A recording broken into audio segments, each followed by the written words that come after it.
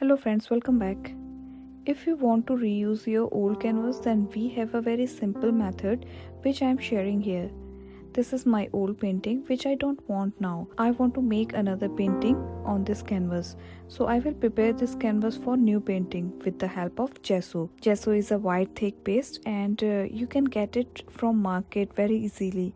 We can apply this gesso on canvas. If you feel this is thick, then mix a little bit water and then apply 1 or 2 layers and let it dry for 1 or 2 hours. Now this canvas is ready for the painting. And second method is, if you know what background you want to make in your next painting, then you can mix that color with gesso.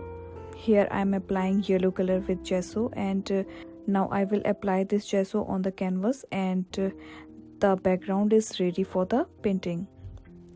So these are two methods for changing your old canvas in a new canvas. So I hope guys this video will be helpful for you. Thanks for watching, and don't forget to subscribe this channel for the more videos like this.